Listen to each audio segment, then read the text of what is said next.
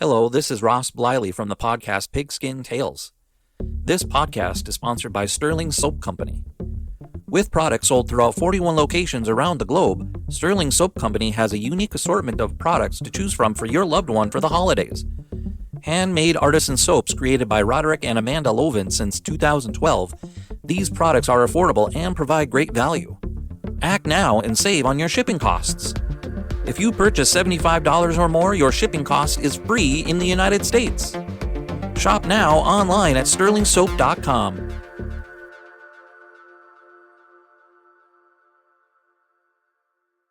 Hey there, sports history fan. This is Darren Hayes, host of the Pigskin Dispatch and Jersey Dispatch podcast. I hope you've enjoyed another great episode here on Sports History Network.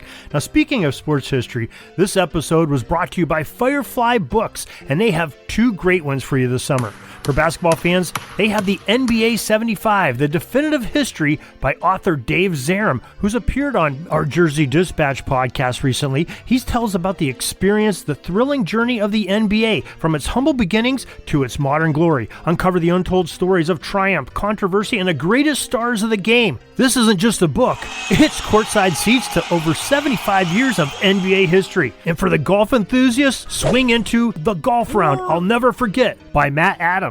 Relive 50 of golf's most memorable moments through the eyes of the legends themselves. From Garcia's triumph at the 2017 Masters to Nicklaus' miraculous 1986 comeback, it's the closest you'll get to walking the fairways with golf's greatest.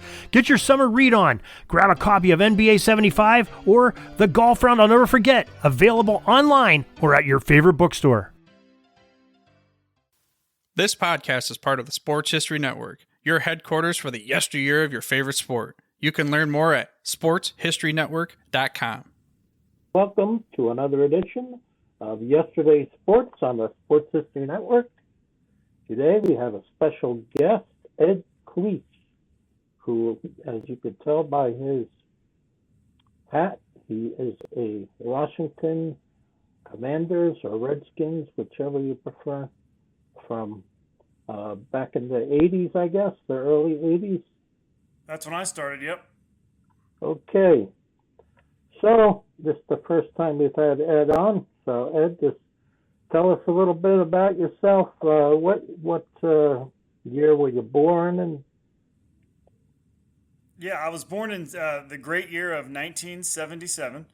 The first year of the Xennial generation, as they call it. People should Google that.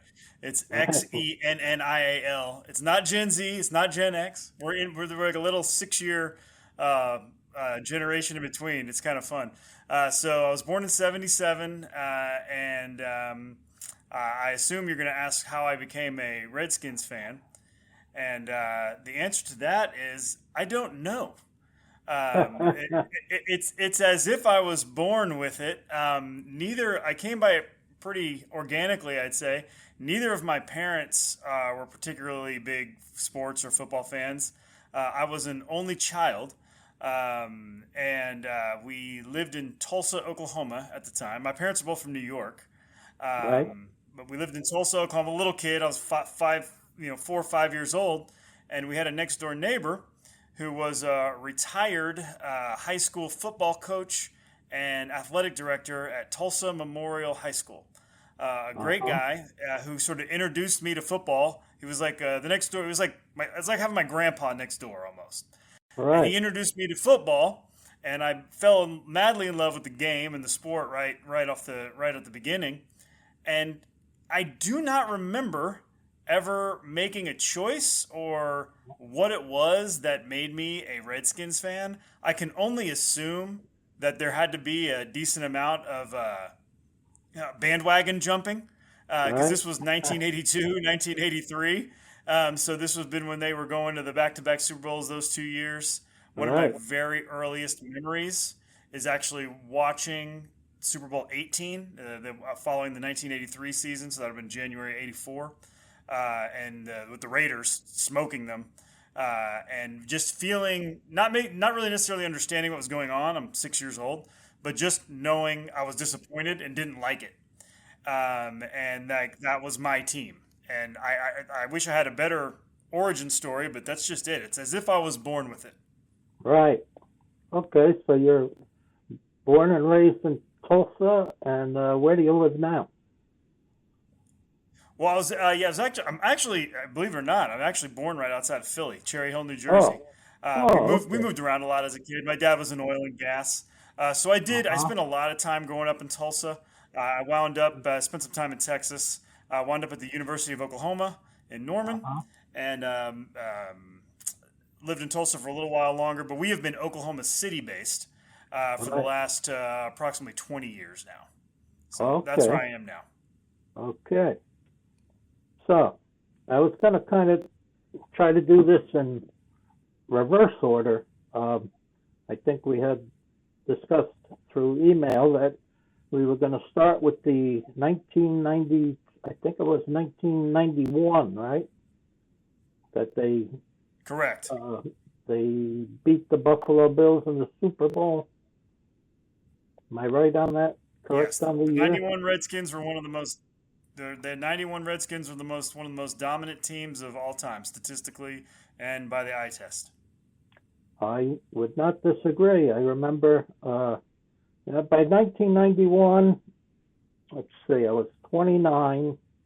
I was 29 years old, so I wasn't, quite the fanatic, the NFL fanatic that I was in my younger years, but I do remember, I was still following it, and I do remember watching that 1991 Redskins team, and I thought, as you say, it was one of the most dominant teams I've ever seen.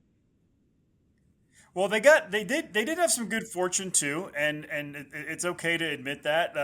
That was the one year in about almost a 20-year span that the 49ers did not make the playoffs. They had a bunch of injuries that year, so San Francisco was kind of out. The Giants were the defending champions, and they had a terrible year after Parcells retired with Ray Handley as their coach. So the Giants were kind of out. And then week one, a historically dominant Eagles defense in '91, just tremendous defense. They were incredible. But in week one of that season, Randall Cunningham tears his ACL. And so their offense in '91, the Eagles, was just a mess. So the NFC really just opened up for the Redskins in '91. It was just wide open for them, and they just cruised through it. Their first three home games that year were all shutouts. All shutouts. Nobody scored a point on them at home in RFK until their fourth game of the year. Really, really remarkable. That ironically, that is also their last shutout. Was that the third of those? They haven't had one since. So yes, three shutouts to start the year. Dominant team, cruised through the playoffs, destroyed Buffalo in Minneapolis that January. A very fun and sometimes I think a bit of a forgotten team because it was so easy and because they didn't match up with any of the other like dynasty teams of the time. They beat Atlanta and then Detroit in the playoffs. So there wasn't like, the Giants or the Niners or the Eagles or the Bears or any of those teams at the time that were at the top. So from there, the Redskins continue. What was their? I don't remember what their record was. I believe they were undefeated for quite a while, right? Yeah, you're as a Cowboys fan, yes, we were 11-0, and Dallas came into RFK early afternoon Sunday game, jumped on them early. Alvin Harper caught a Hail Mary right before halftime, and the Redskins made a little bit of a comeback late, but it wasn't enough, and I believe the final was 24-21 Dallas. That was their first loss. Washington went into the final week of the season 14-1.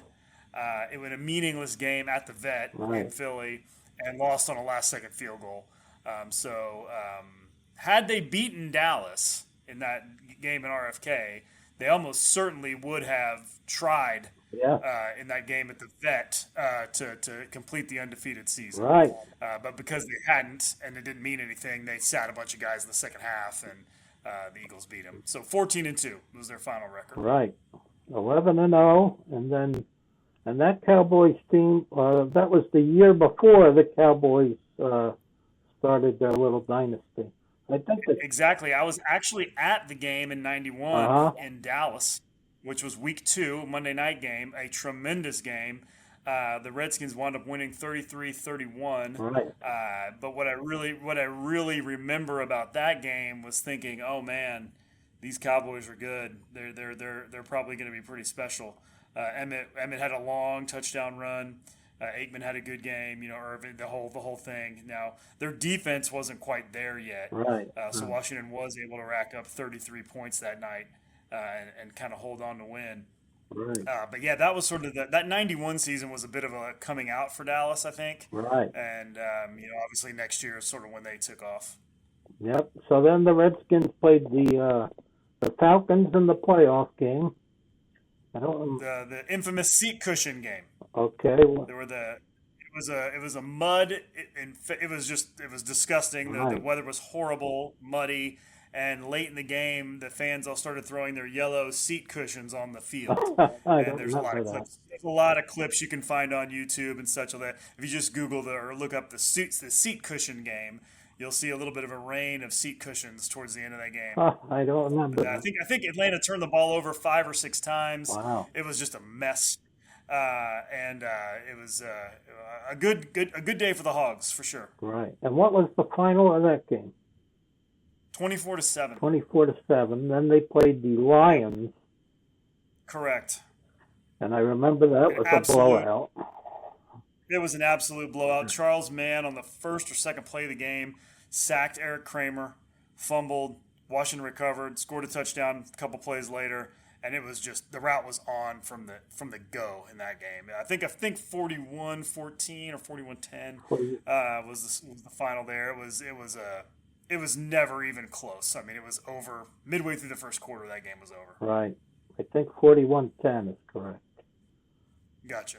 So now, and that's Arnie's team, by the way, the Lions. Oh, so, nice. Sorry about that, Arnie. We got two on them now. Actually. It was. We also beat him in the playoffs in '99. 99. So yeah, okay. 99, and then obviously this past season.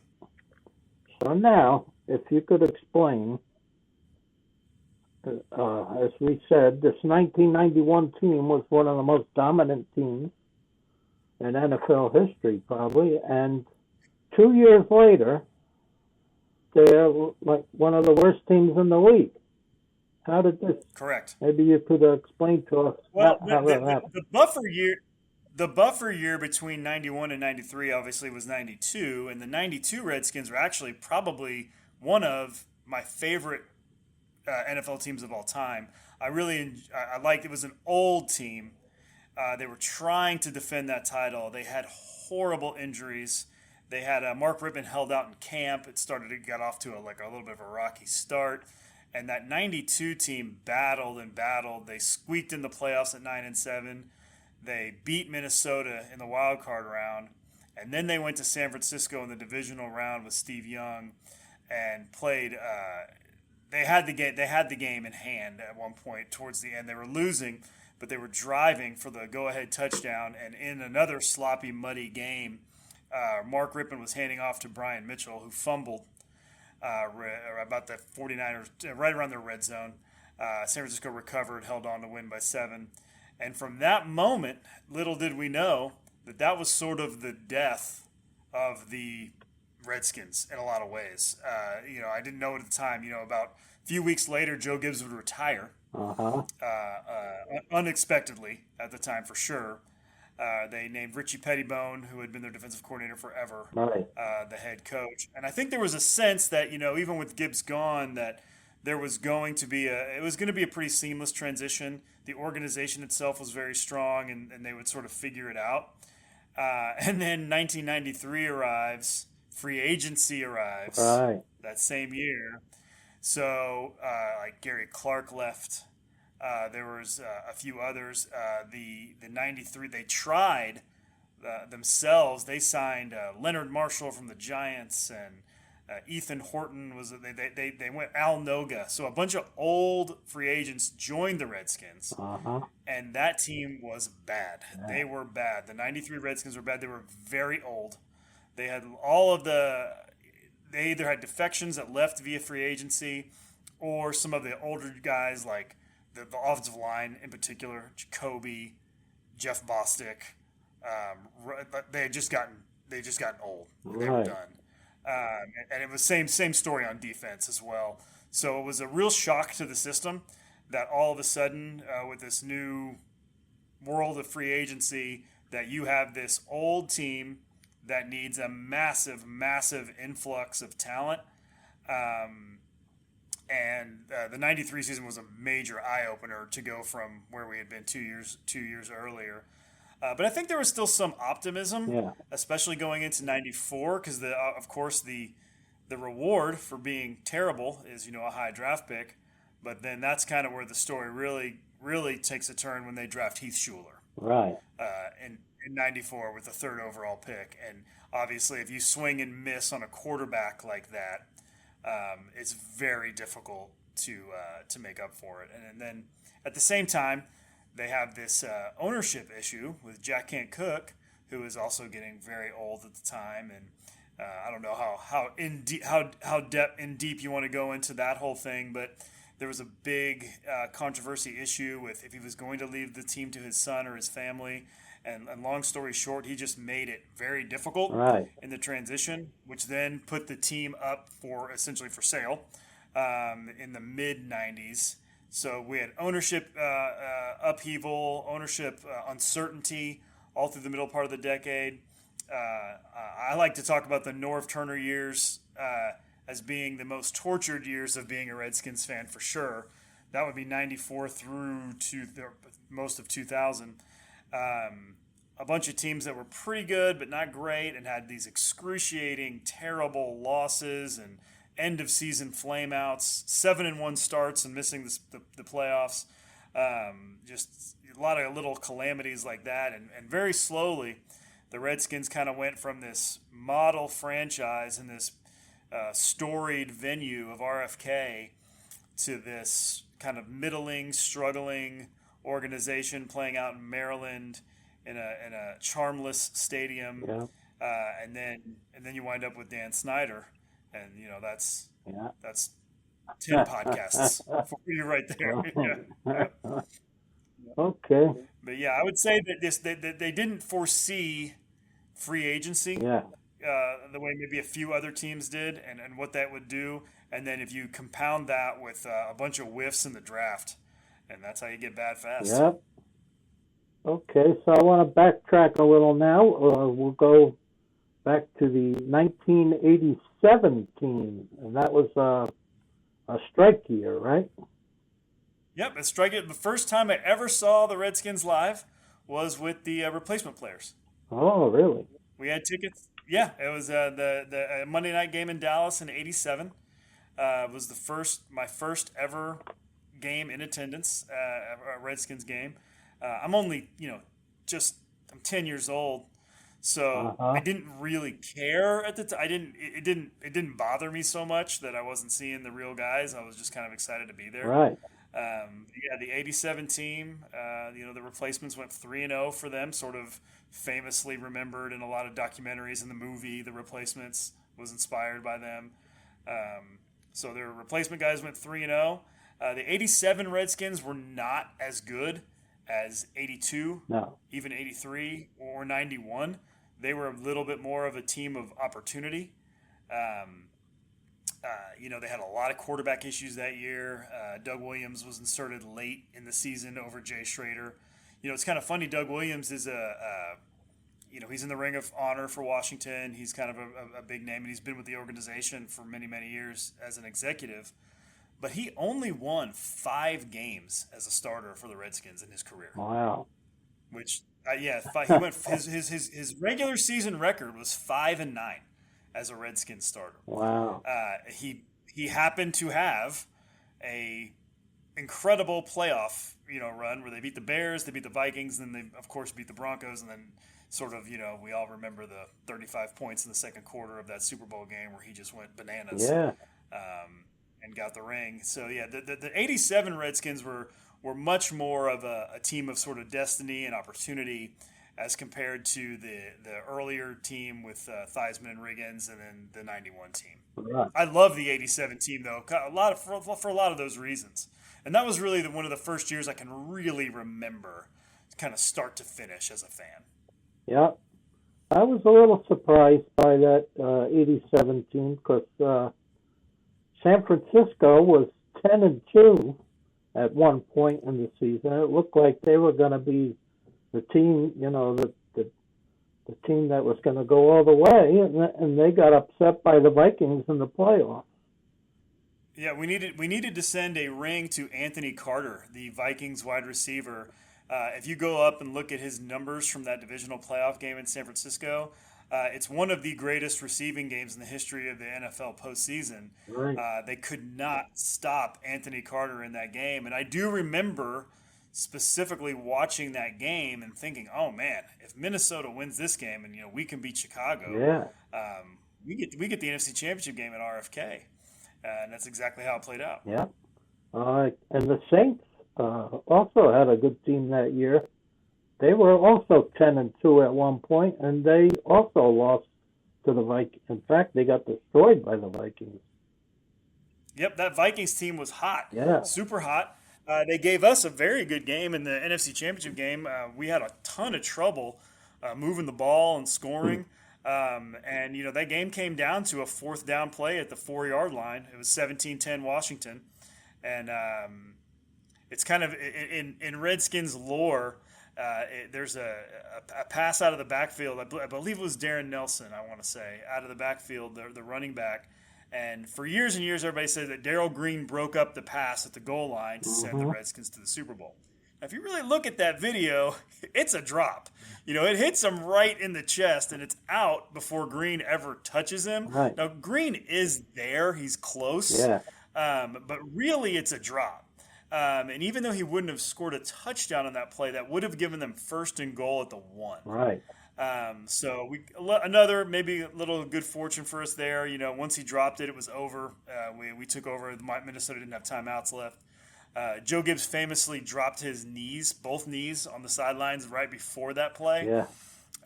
Which is one of my favorite images from that era. Right. Okay. So we'll go back to here's another team that I thought was a dominant team. The 1983 Redskins went 14-2 in the regular season, and then their first playoff game completely destroyed the Rams 51-7. And so maybe you could, I don't know.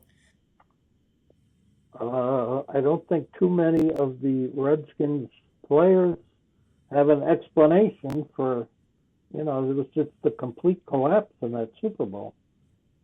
Yeah, it's a shame because the '83 Redskins, it's hard to top the '91 team, but I think an argument could be even made that the '83 Redskins were the best team in franchise history. The '83 Redskins were so talented. They were better than they were in '82, and I think that was it was plus 41 turnover margin in '83 for the Redskins. Wow. Something insane. They beat the Raiders at RFK earlier in that year in a real classic game. I think it was 35-31, something like that. Yes, they destroyed the Rams in that divisional round. And what's interesting is that they hosted the 49ers in the NFC Championship game, and they were up. I believe it was 21-0. Right. And then in the second half, the Niners came all the way back and tied it, 21-21. We did drive and kick a field goal late to win it, of course.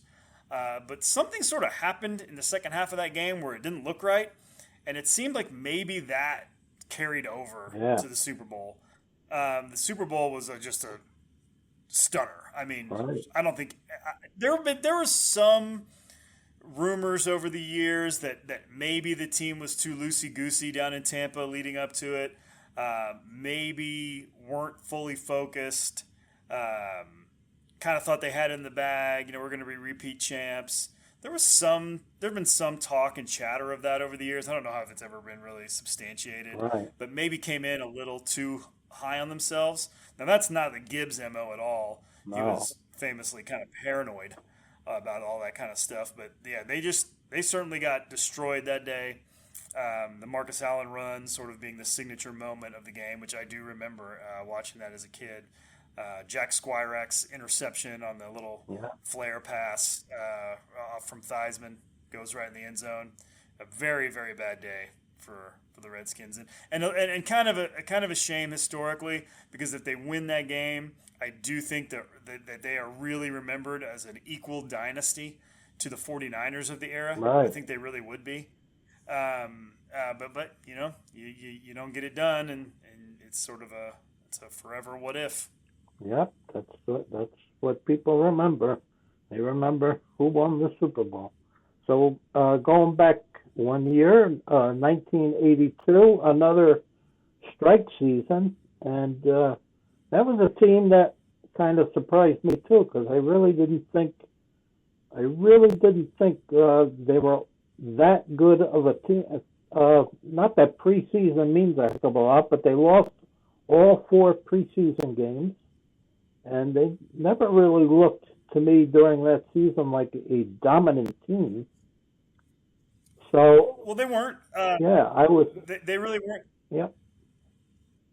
Yeah, they weren't dominant. And you know, the year before, 81 was Gibbs' first year. Right. And they started 0-5. And there was even some talk about, you know, how long is this Gibbs guy going to last in Washington, et cetera, et cetera. And then they ended the season 8-3. So they wound up 8-8 in 81, and I think Washington fans were probably pretty excited about that. But I don't think the rest of the league really cared or took notice. So I think at best the 82 Redskins entered that season in a lot of people's eyes as just, you know, sort of a ho-hum, you know, maybe this team could be average. Right. And Riggins wasn't really a household name at that point. You know, he was kind of just a veteran running back that's been a bunch of years on the Jets that hadn't really started, you know, making his way yet. And the 82 team wasn't as dominant. They didn't have the number of blowouts that the 83 team would, or the gaudy numbers. They kind of grinded out a few games. They beat the Giants 15-13 in the rain, which is probably the biggest win of the year for them that year.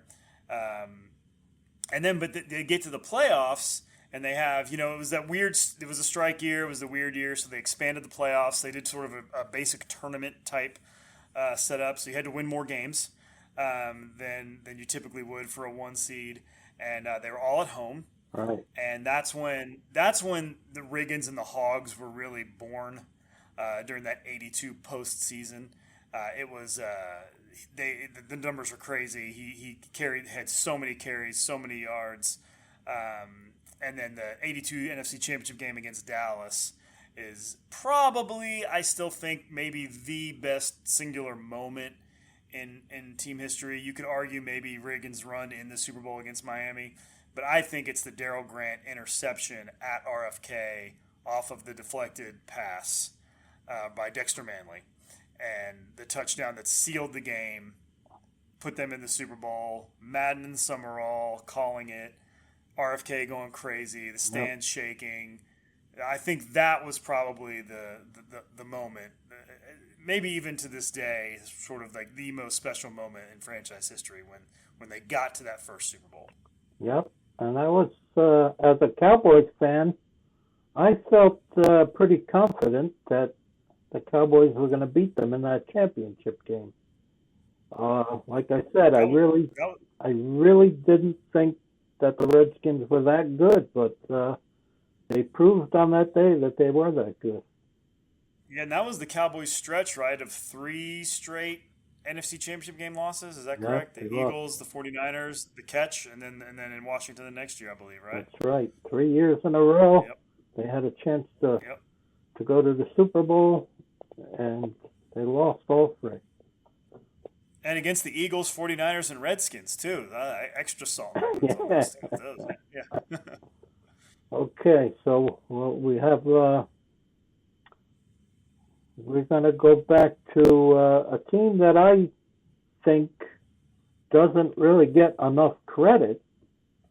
I don't know if I'd say they were a dominant team, but I felt like the 1972 Redskins, I think they just had the misfortune of, playing the best team, and they were going up against the dynasty in the Super Bowl. They went up against the undefeated Dolphins.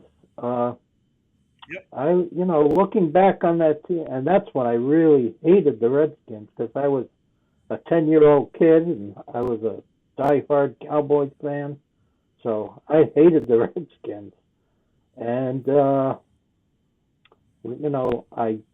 I was just shocked at how they destroyed the Cowboys. Well, actually, after 3 quarters, the game wasn't really a blowout till the fourth quarter. It was 10-3 going into the fourth quarter, and then they just Charlie Taylor really lit them up.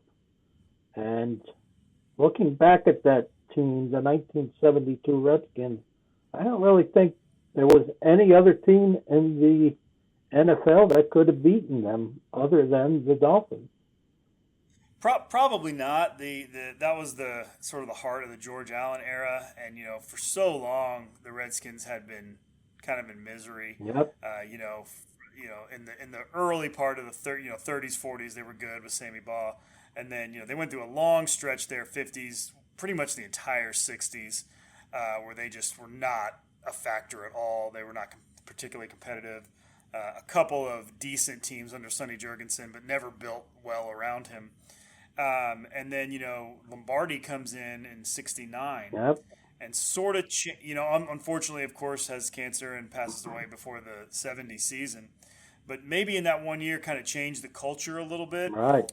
Kind of turned things around for everybody.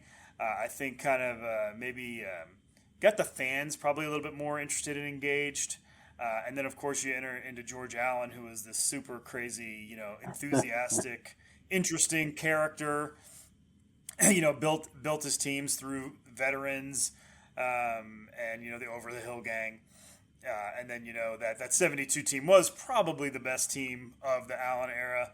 They were close again a couple years later. They had some tough playoff losses, but yeah, that 72 team they were not as good as Miami, but they probably were a little bit better than they acquitted themselves that day. Yeah. They couldn't score that afternoon. They had some close calls and chances, but if it wasn't for the Mike Bass, Garo Yepremian crazy play, they would have gotten shut out 17-0 most likely in the game if he just makes the field goal.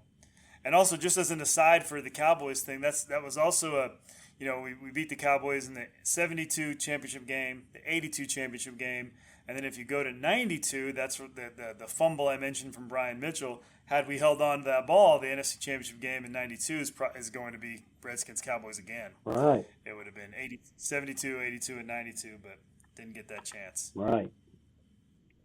And there's some people that think if the Redskins starting quarterback, Sonny Jurgensen, had been able to play in that Super Bowl, some people think the Redskins would have beaten the Dolphins. Yeah, it's hard to go back and look at a team that went 17-0 and say, well, if we would have had a quarterback, we would have beaten you guys, especially in a game where their offense literally generated 0 points. Right. But yeah, it would have been nice had Sonny been able to play in that game. And but yeah, I think ultimately I think the right team probably won the 72 Super Bowl 7. Yeah. Well, speculation. People say. Yep, we got him back 10 years later. Yeah. 10 years later was the rematch. Yep. And that 72 team, I believe they were 11-1 after 12 weeks. Is that correct? I don't know for sure. That was, that predates me in terms of having any personal memories of that team. Yeah. My recollections from obviously that are just as a kid always watching the old highlight videos and NFL films and kind of reading up on it. I don't have any personal recollections of that particular team, Yep. or any of the real George Allen teams, really. Well, I think they had wrapped up I think they were 11-1, and that after their win in the 12th week, they clinched the division title. So they lost their last 2 games, one of which. Gotcha. And it always throws the 14-game season back then always kind of throws me off too. Yeah. Remembering that they only played 14. But then one of those, and they lost their last 2 games, and one of those was against the Cowboys. So, but then they played the Packers in the playoff game. Yep. And allowed only a field goal in that game. And then they also only allowed a field goal against Dallas in the championship game. Right. So, and they only allowed 14 against Miami in the Super Bowl. Yeah, so I look back on that team as, wow, that defense only allowed 20 points in the 3 postseason games. Right. And if they had, more of an offense, not to take anything away from Billy Kilmer, who did a great job as the as filling in for Jurgensen, but you have to wonder, what if they had Jurgensen for the whole season? Sure. Yep, absolutely. So I do think that team tends to get a little underrated or underappreciated. Yep. Okay, so is there, anything else you wanted to add about the Redskins or the Commanders? Oh no, just that the one parallel that I like to last year, the 2024 season, and I know it's a little sensitive for some people who can't or just can't get past the name thing. Right. But last year, for a lot of reasons, was the first year that it felt like I didn't know if I'd ever feel that way about the team quite like that again. Right. As a matter of fact, I kind of thought that it was just probably done. Even though I've watched every single snap and every single game since then, there was a sense that, the Redskins were history. Right. That it was just part of history. Right. That it wasn't. And last year really was so fun. And now that I have kids of my own, we went to a couple games and we watched them all. Of course, the playoff games, and to kind of like see my kids at about the same age I was back when we were having our glory years, right. And just loving Jaden Daniels and really being proud to be fans of the team. Wear their jerseys to school and things like that. It was just really cool and really kind of meaningful to me as a fan to think, oh my gosh, whenever I used to show them this stuff, it was always nostalgia, history. Yeah. That's all it ever was. Right. But now it's kind of reality again, and it's good to be back. Right. It's good to be back. I'll just say that. I had kind of the same situation with the Cowboys. In the mid to late 80s, they just really went down the tubes, and I never thought. I felt the same way. I'm never gonna be the same. But then 1992, and from 1992 to 95 and 96. That was special to see it all come back again. So, yeah. Not only did we not have any kind of real success in that period from 92 through 2023, we never even won 11 games. Wow, which is just stunning. How can you not even do that by accident? A couple times. So it was a lot of misery, and then like I said, we could do 10 podcasts breaking down the Dan Snyder era, which I'd be happy to do if you ever want to get into that. And right. The misery and the muck of the Snyder era, and kind of what that was like as a fan. I got a lot of stories from those years, but that was a 25-year period of just dark clouds, right. And they have since been lifted, all right. Which is great. Well, I hope they have another good season for you coming up. Me too. And it was great having you on. Well, thank you so much. I appreciate you having me on, and be happy to do it anytime. All right, Ed. Thanks, and Yep, I'll keep in touch. Thank you, sir. Thank you. This podcast is part of the Sports History Network, your headquarters for the yesteryear of your favorite sport. You can learn more at sportshistorynetwork.com.